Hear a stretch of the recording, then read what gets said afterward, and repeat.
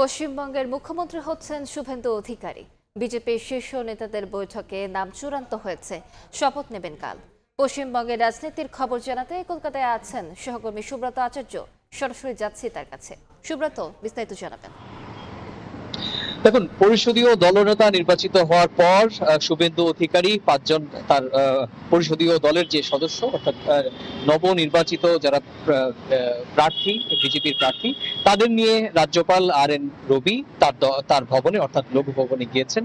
এই মুহূর্তে তার সঙ্গে বৈঠক হচ্ছে এবং আনুষ্ঠানিক যে বিষয় সেটি হচ্ছে রাজ্যপালের কাছে পরিষদীয় দলনেতা তিনি আনুষ্ঠানিকভাবে তার সংখ্যাগরিষ্ঠতা জানাবেন এবং তিনি যে পরিষদীয় দলনেতা নির্বাচিত হয়েছেন সেই পত্র রাজ্যপালের কাছে দেবেন এবং রাজ্যপালকে অনুরোধ করবেন যে তিনি যাতে এই সংখ্যাগরিষ্ঠ যে দল বিজেপি 207 যে 7জন যে সদস্য নির্বাচিত হয়েছেন তাদেরকে সরকার গঠনের জন্য যাতে তিনি আমন্ত্রণ জানান, সেই মতোই কিন্তু রাজ্যপাল RN রবি পরিষদীয় দল নেতার কাছে একটি আমন্ত্রণ পত্র তুলে দেবেন এবং তারপর তিনি ফিরে আসবেন। এবং আপনি জানেন যে রাত পোহালে সকাল 11টায় ঐতিহাসিক ব্রিগেড ময়দানে যে ঐতিহাসিক শপথ অনুষ্ঠান তারও তোড়জোড় শুরু হয়েছে।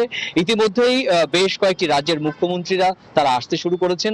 আগামীকাল সকাল 8টায় দিল্লি থেকে রওনা হবেন বিশেষ বায়ুসেনার বিমানে।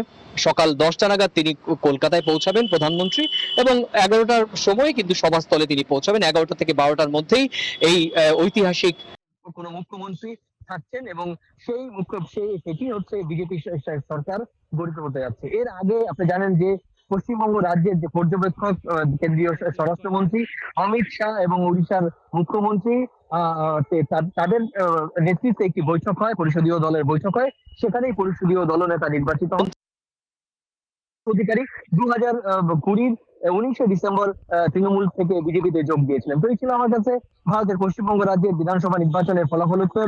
পরিষদীয় দলনেতা নির্বাচন হওয়ার আগে, সরকার গঠন করার আগে যে রাজনৈতিক। সরাসরি যুক্ত ছিলাম কলকাতায়।